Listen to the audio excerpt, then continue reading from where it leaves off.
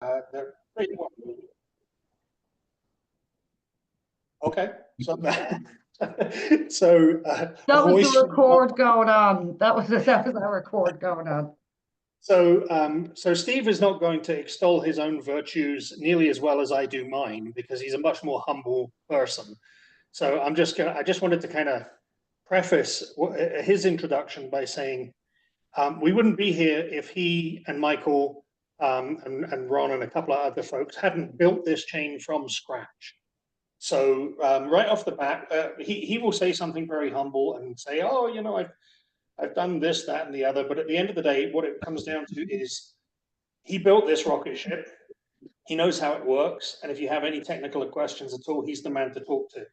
But I'll let him get on. I just didn't want him doing his humble thing, and you know, you guys not having a clue who he was because he's too humble to really say so. All right, that's a big pump up. I appreciate it, John. So yeah, I mean, it all it all started. I got into crypto with joining Steam. Actually, I was working for like a $1 billion Sorry, Steve, oil there's trading a bit of corporation. feedback coming from your mic. Oh. Is this Can any everybody better? else get that? Yeah. Better, Talk. worse? That's a bit better. Mm. Yeah. How about now? Is this better? Oh no, that's worse. That's worse. Yeah, it's a big kind of Okay. squeak sound. You know what? I pull out the headset. Is it better straight to the computer? Yeah, that's big. Much better.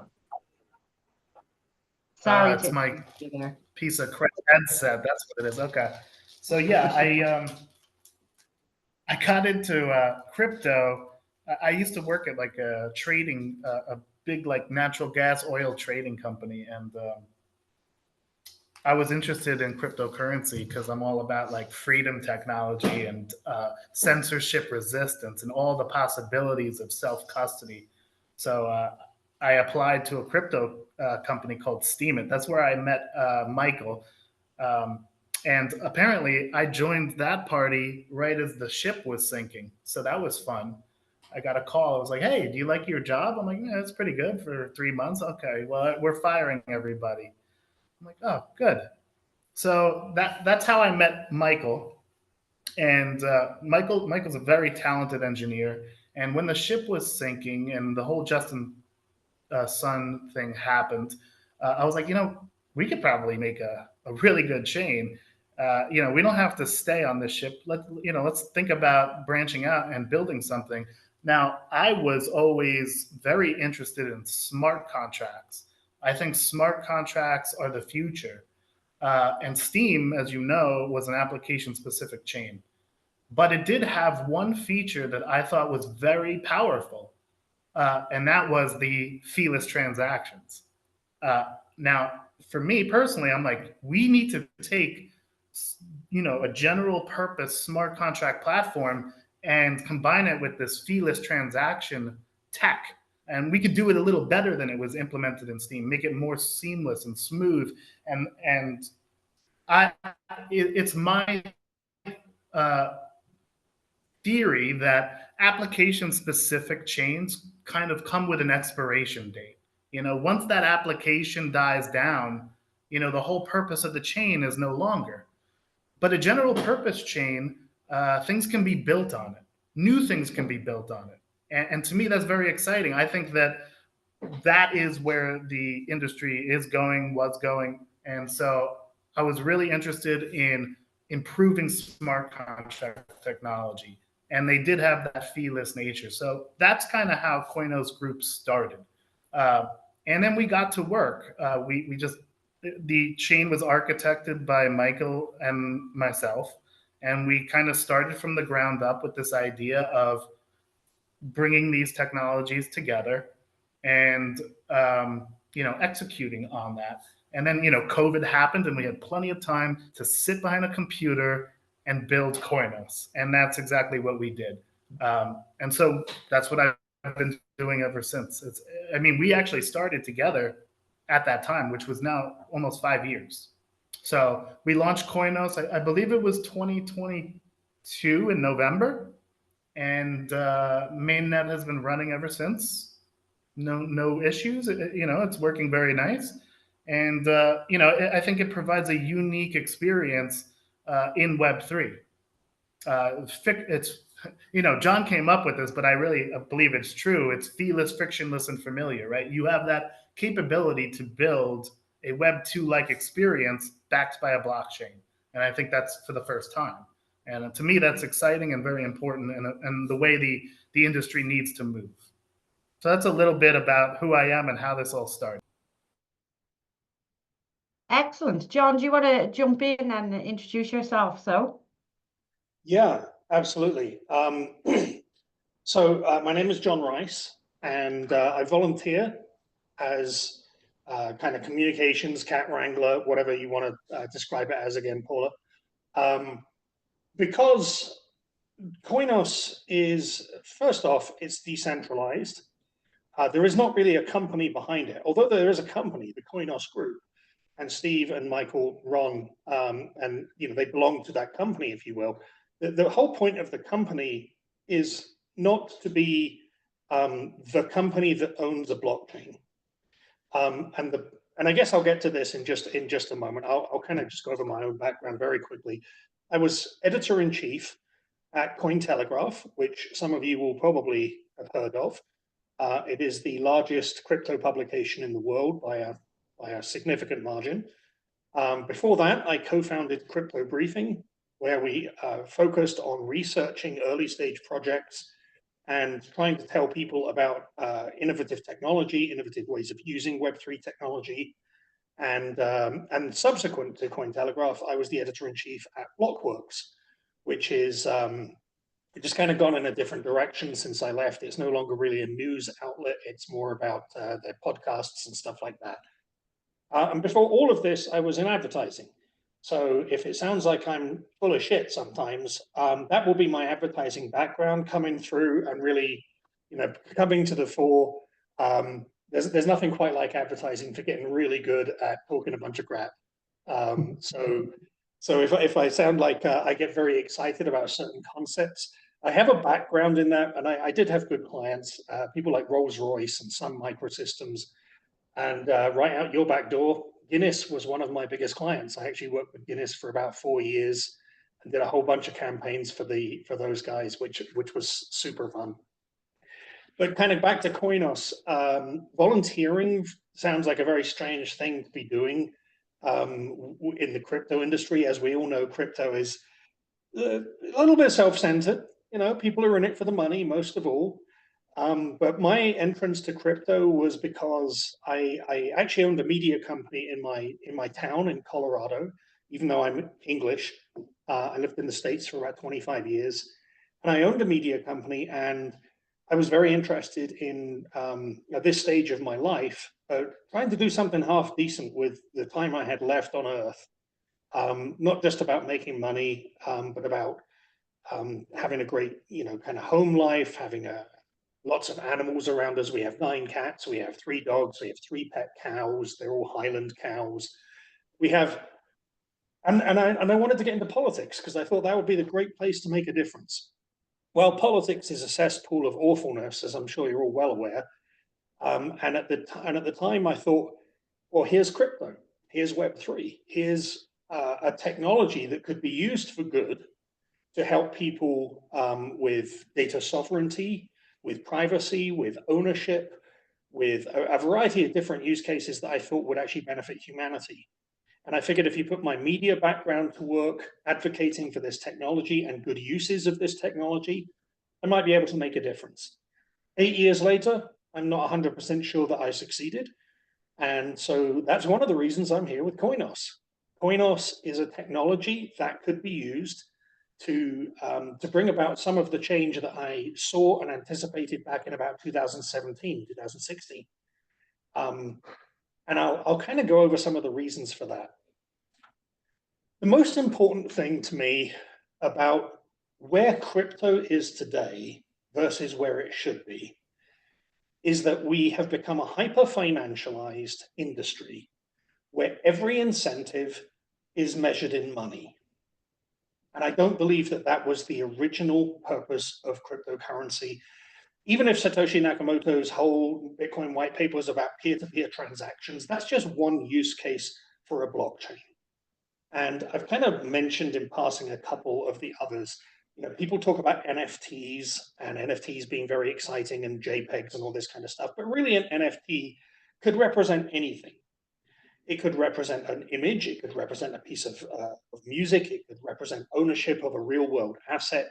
An NFT is it is literally your digital ownership, is proof of verification, is verification, immutable verification of your ownership of an item. And that's just one of many, many use cases that I think if we use it correctly, and if we extend it beyond the hyper financialized kind of industry that we work in right now, NFTs could be genuinely world changing. But only if we move past this idea that everything has a price and the price of everything is what's important. When we really think about Web3 technologies and mass adoption of those technologies, the most important thing that comes to my mind is accessibility. Can ordinary people use this technology? What we do know is that when ordinary people can use the internet, things change, sometimes for the better, sometimes for worse. I think what we've seen with the internet is a massive degree of centralization, and that centralization has not been good for humanity, in my personal opinion. So what I would like to see is people having more authority, more agency, and being able to construct an internet that actually works for them rather than using them as the product. And that only happens if we become more accessible. So the reason I'm with Koinos is because it's the only chain, I believe, that offers the kind of accessibility that the internet offers to anybody in the world. There are 5.5 billion people using the internet. Not necessarily right at this minute, that's why we have a half-decent picture. But in general, 5.5 billion people are using the internet. How many people are using crypto? A couple of 100 million people have ever interacted with a blockchain in any way whatsoever. Why? Because blockchain has these massive hurdles that people have to overcome in order to be able to use it. What do those hurdles look like? You guys know. You have to find an exchange that operates in your jurisdiction. You have to KYC with that exchange.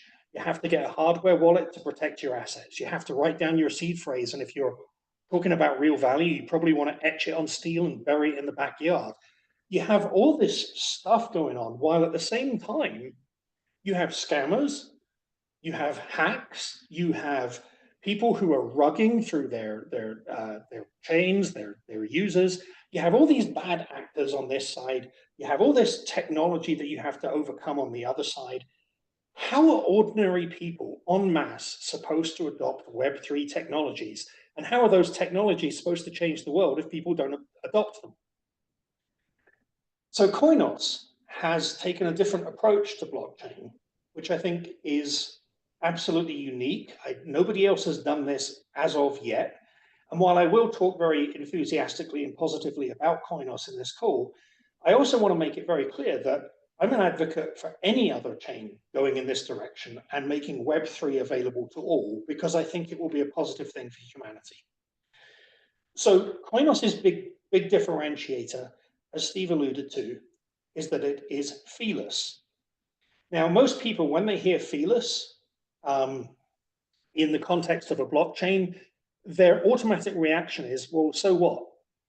You know, Solana's only 1/10 of a cent, or Ethereum's only costing $1 today because it's not too busy, and Bitcoin's only $5 because it's not too busy. I'm happy with those costs. I don't care.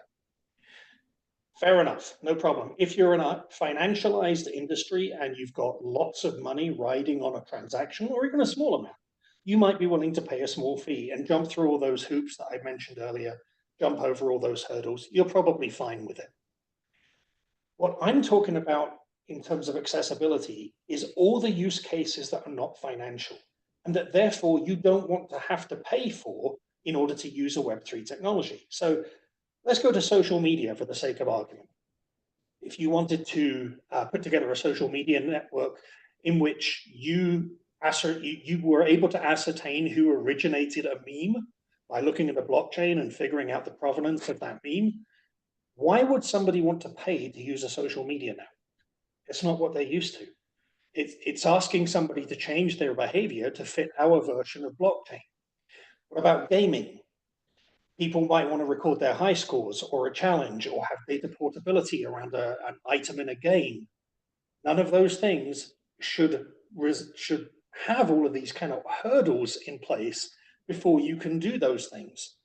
So when I talk about Web3 adoption, I'm talking about the little use cases, the little ways that you could just improve your life by, and if you're a gamer, as I say, having data portability between publishers or between games or between versions of games. But it didn't cost you money. It didn't cost you your time to go research and exchange. It was just there in the game, feeless, frictionless, and familiar. And that's the benefit of feelessness in this case, because with Koinos, not only are your transactions feeless, but a developer can delegate their transactions, all the free transactions to which they're entitled as a holder of coin. They can delegate those to a smart contract, and their users can interact with that smart contract. So if you're a gamer, you might never know that behind the scenes, there's a developer holding some coin and delegating their transactions to you so that you can interact completely feelessly without any friction, without any hassles, no wallets, no hardware wallets, no nothing. You can just use Web3 exactly as you would use Web2. Right, but I spouted off for quite a while there. I want to pause and give Paula, Simon, and anybody else an opportunity to jump in for a second. I'm going to open the floor there. I won't take over questions like I usually do. Does anybody have any questions?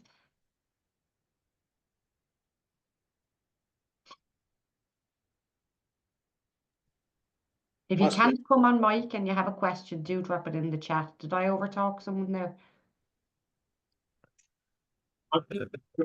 Great question.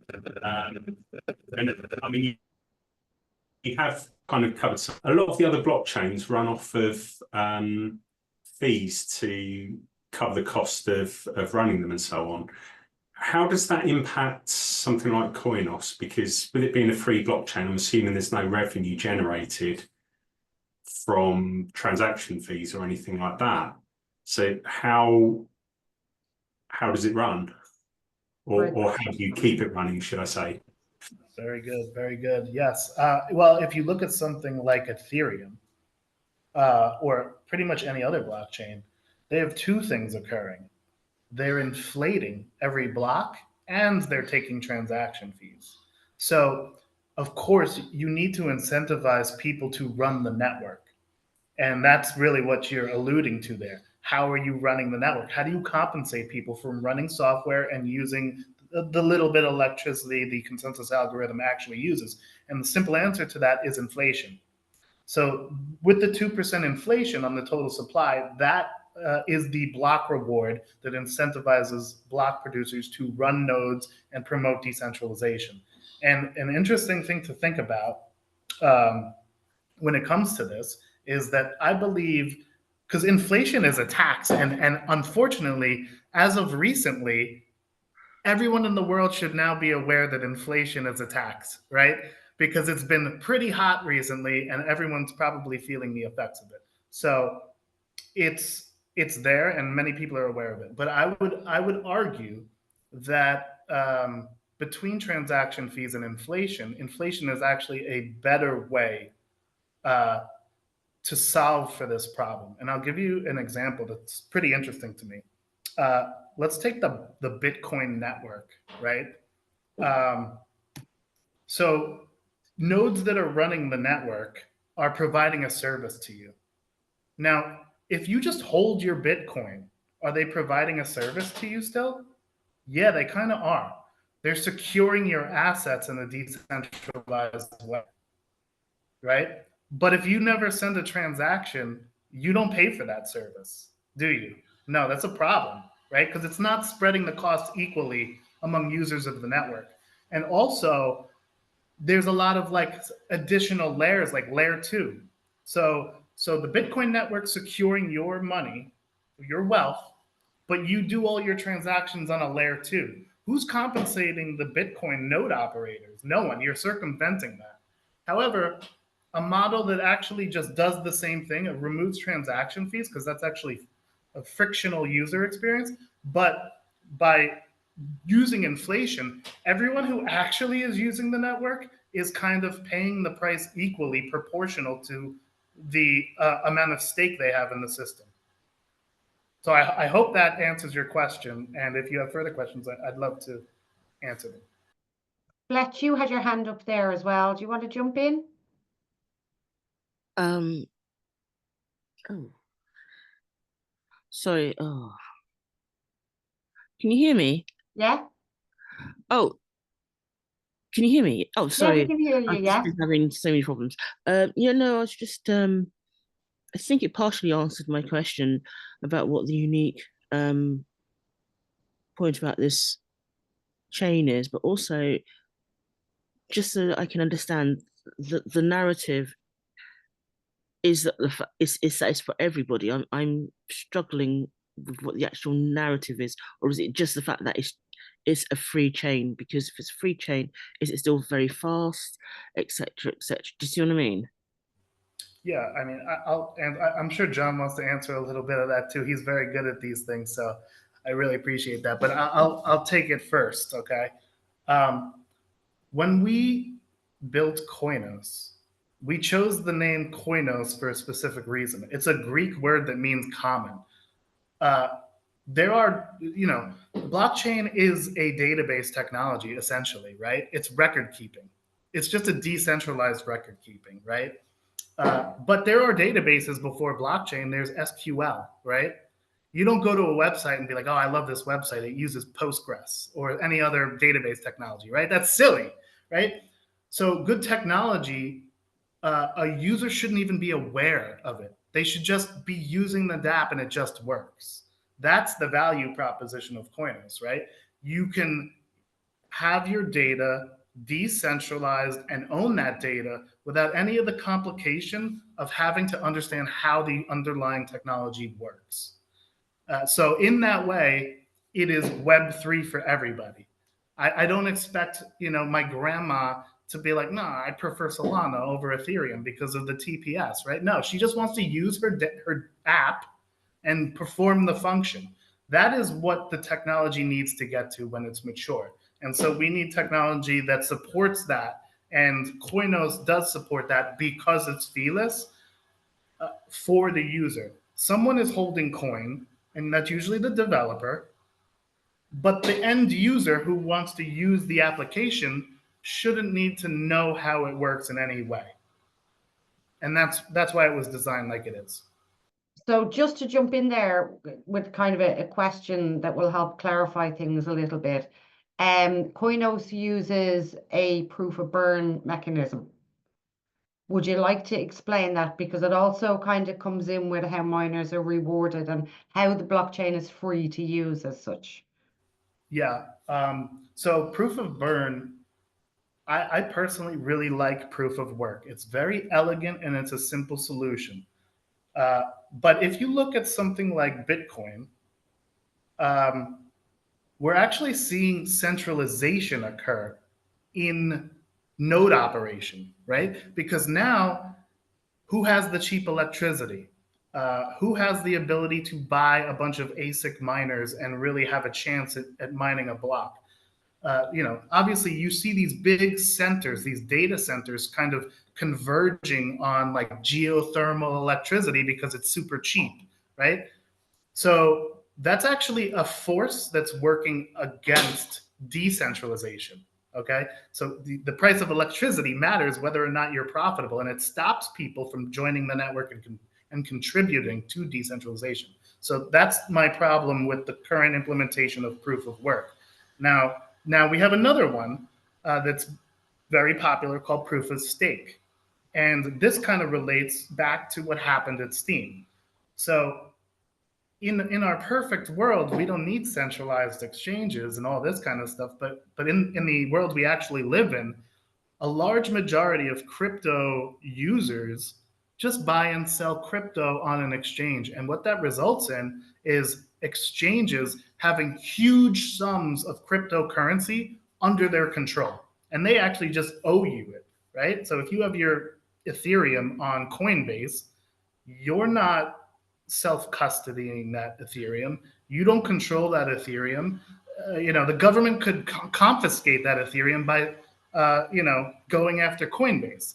And what happened to Steem is that a couple of people made some phone calls and said, there's a problem on this network, trust me.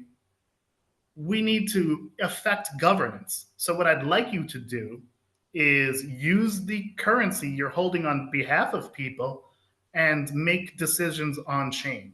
Okay?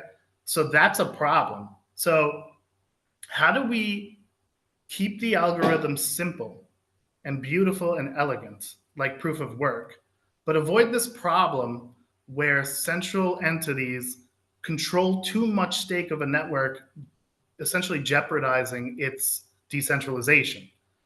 So that's where proof of burn comes in. So when you use proof of stake and you stake, you just unstake it and you get your crypto back. Now, it may be over time, but there's no guaranteed loss. Like, you're guaranteed to have what you staked. But with proof of burn, it aims to emulate proof of work in this way. You have some upfront cost and you actually contribute to the network to earn it back. So you can't just lock it up and then unlock it and affect governance. You actually have to burn it, destroy it, get something else in compensation, which is virtual hash power, because we're trying to emulate that simplicity of proof of work, and use that to produce blocks to eventually earn your money back plus the inflation. And so that's the whole point of proof of burn. It's to be like proof of work without having the centralization effects that we are seeing in the real world, and protect against malicious entities that have the custodianship of people's crypto, so they can't affect governance. And essentially just another level to protect the chain and enforce decentralization as best we can technically. I hope that was a little complicated and I apologize. So I hope that was okay. No, that was, does anybody have any questions on that? Okay, we'll move on then, John. I'm going to come back to you. And if you want to talk a little bit now about the Koinos ecosystem, what's happening? What's going on? Who's in it? Who are the players? What's the partnerships? Yeah, What's the sure. alpha? What is the alpha? Well, so, I mean, Koinos is pretty self-contained. As I mentioned very early in the conversation, we're 100% decentralized. There is no company behind it. So there's nobody out there kind of saying, doing business development, for example, and saying, build on our chain, unless somebody volunteers to go do that. There's nobody heading up communications, and there's some idiot in a hat goes out and does that. And this is where the chain has both strengths and opportunities. One of the biggest opportunities for Koinos at this point is to bring more people in who believe in what we're trying to do, so that those people go out and fulfill the roles that you would find in an ordinary company. Now, most of blockchain is full of venture capital backed layer ones, where there are hundreds of millions of dollars in so-called value that accrue basically to the venture capitalists who back those chains.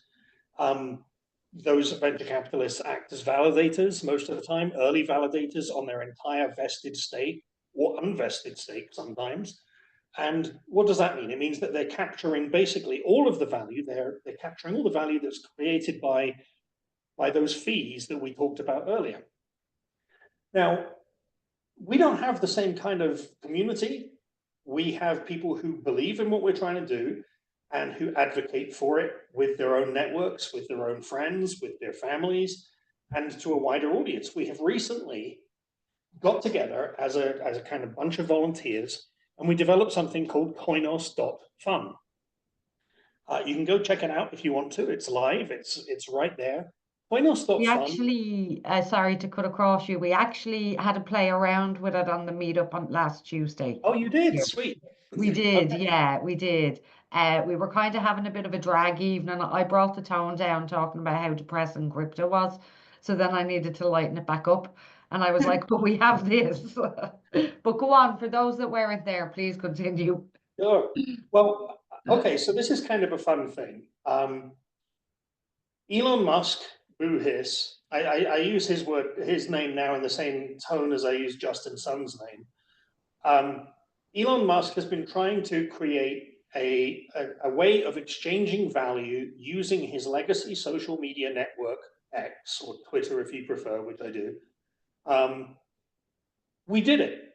Just a few volunteers in a couple of weeks. Using Koinos, we created a way for people to mint an NFT on chain, send it to a friend on X by tagging them in a post, and as soon as that person authorized X or Twitter to act on their behalf and interact with the app, it was theirs.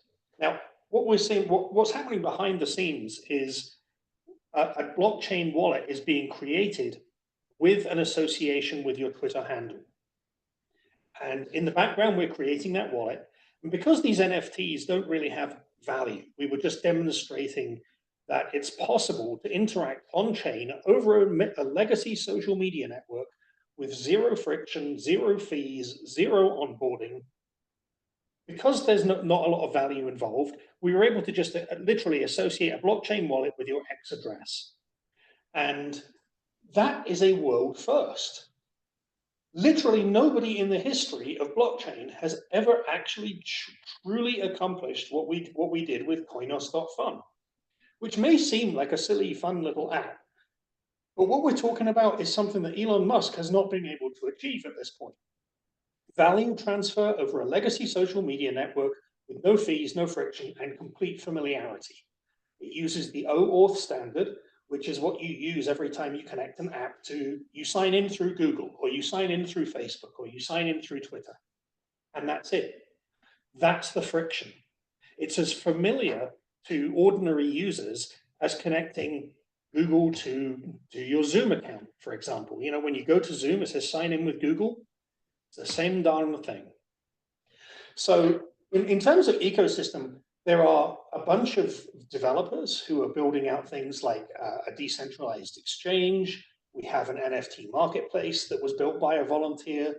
We have Sovrano, which is a new way of paying. And Steve, you probably know more about Sovrano than I do, so I'll maybe let you kind of carry on with that one. We have a very, very active community. I'm looking at the Telegram right now, which has about 20 different languages, and there's 17 unread messages in the Turkish language one, which I'm not going to even try. I'm sorry. I can't decipher Turkish. It's all Greek to me, as they say. So we have a lot going on, but we don't have the same, you know, kind of marketing budget that one of the big VC-backed coins like Sui might have. So whenever you're hearing all of this stuff about Hyperliquid, I'm sure you heard a lot about that a few weeks ago. And then I'm sure you heard a lot of hype about Berachain. And I'm sure you'll hear more about another one. And you know what? Most of that is paid for. Most of that hype is hundreds of millions of dollars of VC money trying to persuade you that this latest iteration of blockchain is the thing that's going to change everything. And here's where I become a bit of a cynic. I don't believe them. I don't believe that small iterative improvements over essentially Ethereum, go back to 2015 and Ethereum's launch in 16, and everything in blockchain since then has been an iterative improvement. It's been a little bit quicker or a little bit cheaper, their TPS is a little higher, their time to finality is a little quicker. All of these things are iterative.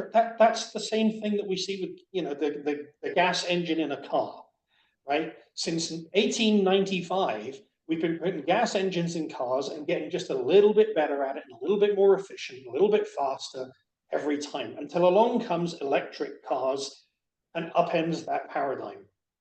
That is Koinos. That's what we're trying to do, because all of those iterative improvements don't solve for the most important issue facing crypto today, accessibility. Ordinary people still can't use any of those chains because they all have exactly the same onboarding mechanism. go get yourself a wallet, go buy this thing at an exchange. And if you're not financially incentivized, you're not going to go do that. So if we want to see Web3 for everyone, it has to be a revolution, not an iteration and an evolution. It has to be a completely new way of doing that. And by abandoning fees, we've been able at Koinos to give people who have never interacted with crypto in any way whatsoever, have never used a blockchain, we've enabled them to do that. 8,000 people so far have created an account without even knowing it on X through koinos.fun. And at some point, if we chose to, it would be very easy for us to airdrop all of those people some reward, some different NFT, or to invite them to go play a game or whatever it might be. And they will never have to go through this horrible onboarding process that sadly all of us have had to go through while becoming cybersecurity experts in the meantime. There's also something going on, or there was something going on as well, with in terms of liquidity, that if people bridge over to Koinos, is there a campaign going on for that at the moment? I believe that's still open, right, Steve? The change finance Yeah, incentive? so I'll add a little bit about the ecosystem. Yeah, one organization we work with is called Change Finance. They're a bridging platform. So you can bridge coin to and from Ethereum and Solana, and bridge USDT, BTC, and ETH to Koinos. Now, there's a program to incentivize bridging these assets to Koinos called Earn on Koinos. And so simply by bridging ETH, BTC, or USDT to Koinos, depending on the asset, you earn basically a share of the fees they earn by doing this cross-chain swap. So USDT is like the highest earning asset. It's 16%. You earn 8% USDT and 8% in coin. Obviously APY, annualized, right? So, and that's where that comes from is they're supplying the asset of choice through their swap fees, and the coin earnings come from Koinos Group's block production. So we're donating to that cause to incentivize people to use change and bridge assets and have fun over on Koinos. To revisit your question about the ecosystem, the thing that Jon was talking about, koinos.fun, that's really our vision of how simple apps should be. There are traditional blockchain applications on Koinos as well, including a DEX. I dropped some links, CoinDX, the NFT marketplace, collection.app. There's a pretty fun game. You probably know Splinterlands. It's like Splinterlands. It's called Lords Forsaken, and it's a play-to-earn game, which is pretty. I think it's a lot of fun. I like it more. Don't tell anyone I said that. And then Jon alluded to Sovrano, and Sovrano is an interesting thing because it aims to basically execute our vision for ease of use in a generic way to keep you allowing you to have this frictionless, familiar, feeless experience while retaining self-custody. So koinos.fun is a really great proof of concept, right? So it's attached to your Twitter account, right? But we're doing the mechanics for you on the back end to make it as easy as possible. But if you wanted to take control, but still not have that 12 words and remembering a key and all that kind of stuff, that's what Sovrano is aiming to alleviate, that kind of friction there. And so instead of doing all that and having all these different wallets, it'll work based on your fingerprint, for example, or based on your face, any kind of biometric way to do it. Or if you have like a YubiKey, which is probably not something most people have, but it's providing a wallet experience that isn't that terrible crypto wallet we're all used to. It's a way to make life easier and accessible for people. Like, I know that people who aren't into crypto would certainly be able to do something on their phone and then press their thumbprint on it because they do that every day today. And that thumbprint could be your crypto wallet. And that's what Sovrano does. It's very interesting. I'm excited to see where it goes. But yeah, I wanted to kind of elaborate. Yeah, that does sound, and a lot of people are trying to move to these social wallets and these other type of, to improve the experience. Quick question for you. Is Koinos compatible with MetaMask? Like, as unsafe and everything else as MetaMask is, it's hugely popular because of its convenience. That, one app, one wallet, it's great for dApps, burner wallets, all that, you want to, if you use Yes. it properly, it's great. So the answer right now is no. However, MetaMask has this feature that I'm interested and I've been actually playing with this week called MetaMask Snaps. And that allows you to add additional functionality to MetaMask, including networks that aren't EVM or entirely different networks. So I have a development environment of the beginnings of a Koinos MetaMask snap, just because MetaMask is kind of ubiquitous in crypto. So it is possible. It's something I'm playing with right now. Something that I'm interested in. Cardano used the snaps. They've done it as well, and they've used the snaps. Yeah, there's a bunch of snaps out. It's kind of still considered beta, and it's not supported on the phone yet. I'm mostly interested in it because all the users you can have access to, of course, but also a lot of like hardware wallets may be interested in integrating with MetaMask. And if we could have a Koinos snap and automatically kind of get support for hardware wallets, I think that would be beneficial for the ecosystem, which is primarily the reason I'm investigating that and playing with it right now. So if that's of interest, let it be known. Is our on Ledger? There are. Yeah. Are we on Ledger? You can store coin on Ledger, yeah?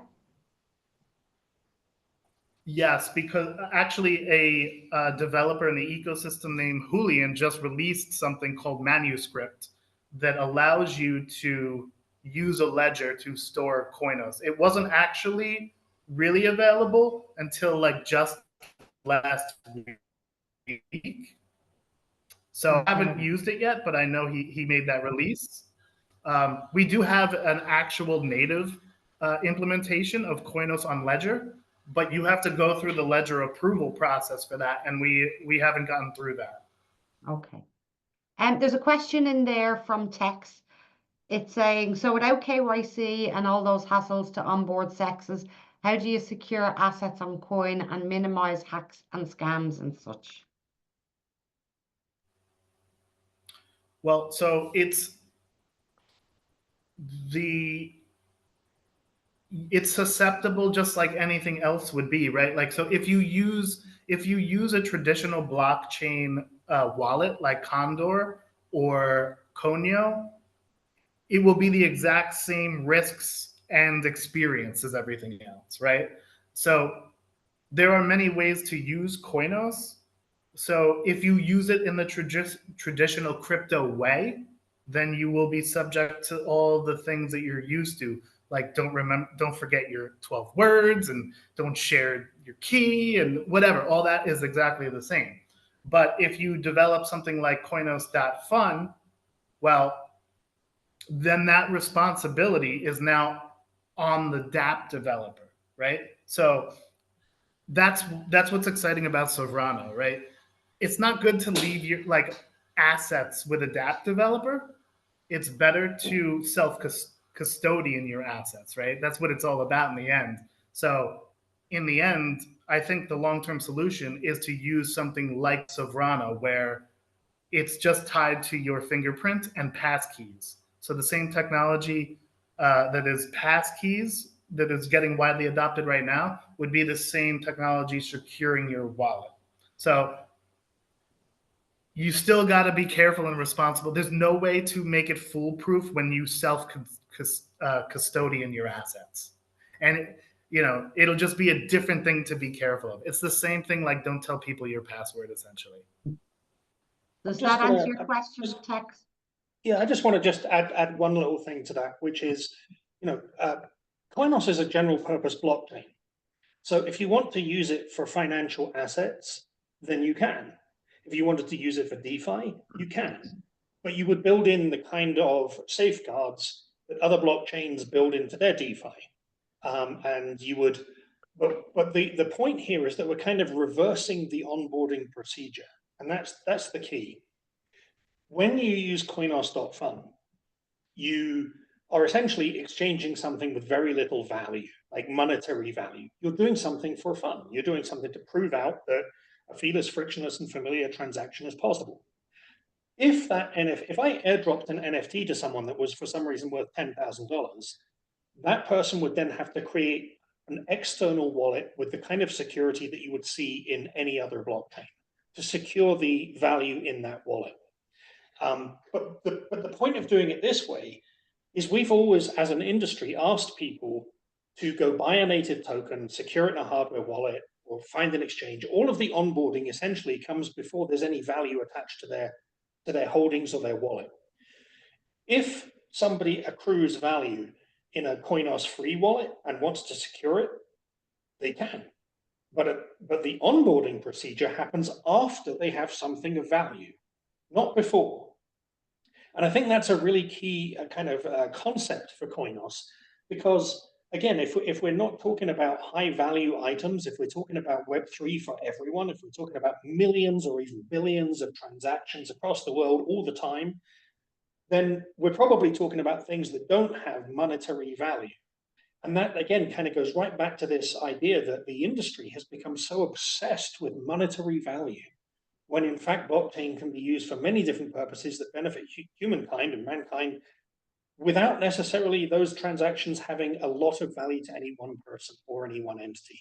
You know, I don't know who's going to need to steal your high score on, you know, Call of Duty, other than Elon Musk, because he lies about his scores in video games.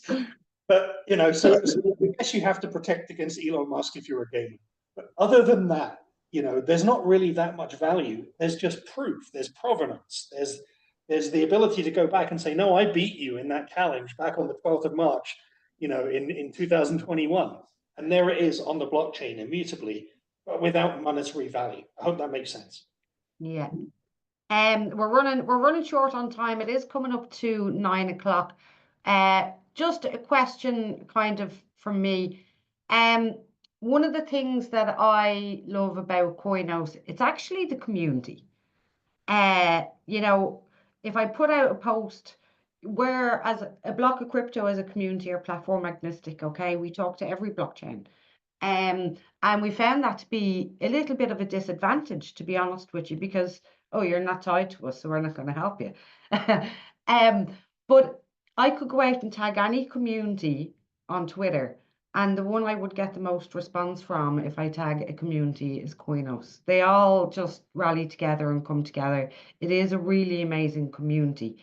And if you had a call to action, both Jon and Steve, and I think from that lead in, I know what your answer is going to be. What would your call to action be to our community? Become part of our community. That's really it. I mean, it has to be. Look, I'm not here to sell you on anything. You know, my goal in volunteering for this project has always been, I believe that there is value here for more than just me. Like, I want to be able to use a blockchain in the future, and I don't want to have hardware wallets and everything interfere with that.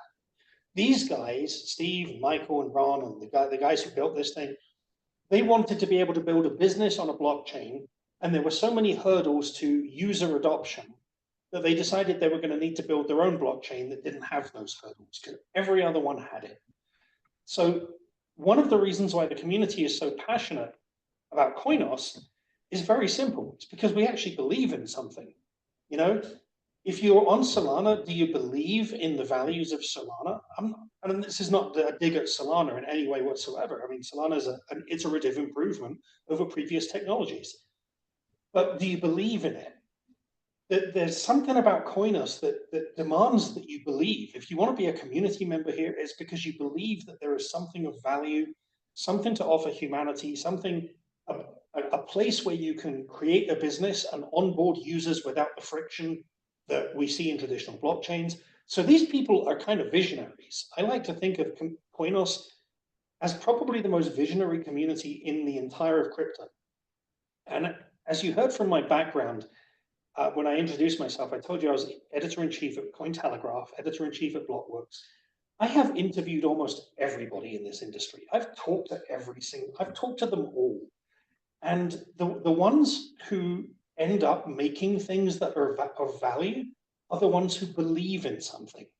You know, Andre Cronje is one of my very dear and good friends. And why are we such good friends? Because we both believe in this stuff. We actually believe that there's a value to it beyond money. You know, when I've talked to some other people, I mean, you might be surprised to hear that CZ actually believes in this stuff. You know, he may be hyper financialized himself and have a big exchange and all that kind of stuff. But the reason he did all that in the first place is belief and passion.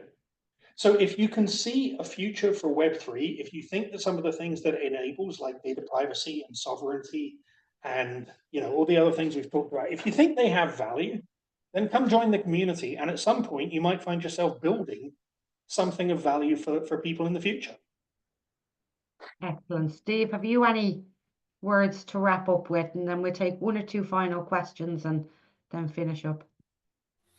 Yeah, okay. I am, again, I'll second that. I invite you to join the community, get involved, talk about the tech, talk in Telegram. Our community is much different than most crypto communities. This isn't Fartcoin or Dickbutt. You know what I mean? We're trying to do something meaningful and different, right? So there's a wide variety in the space right now. And I think that we're very lopsided in people who are in it for the tech. So if you like talking about tech, if you're interested in the tech, then I would say the Koinos community is a great place for you.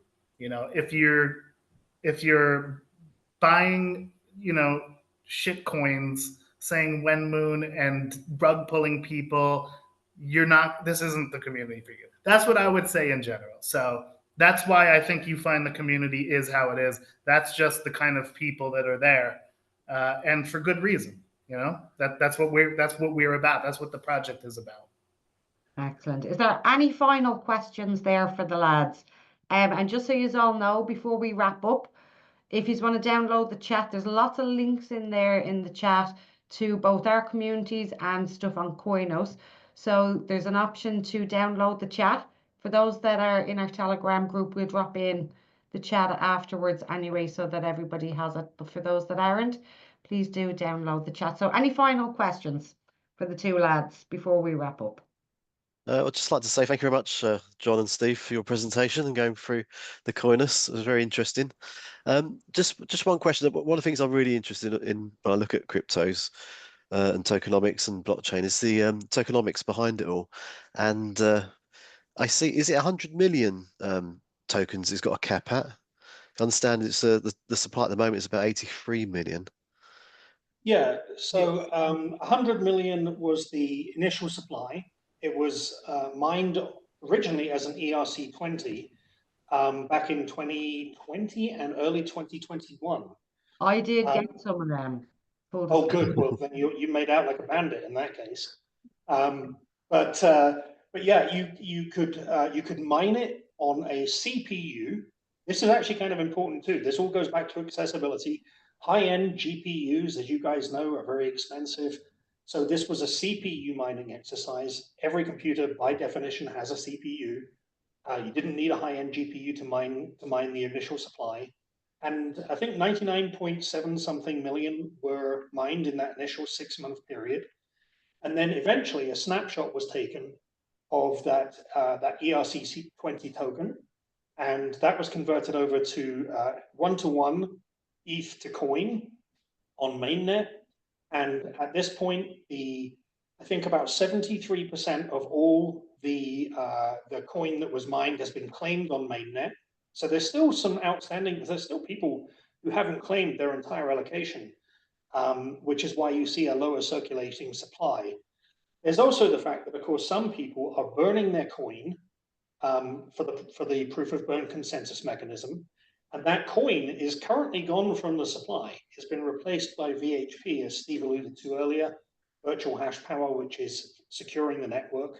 And eventually that will be earned back as coin plus the inflation rewards that are generated there too. So coin can actually be both inflationary and deflationary. As more people burn their coin, there'll be more VHP and less coin in circulation. But as they earn it back, it inflates the supply ever so slightly. So we currently target 2% per year as an inflation target.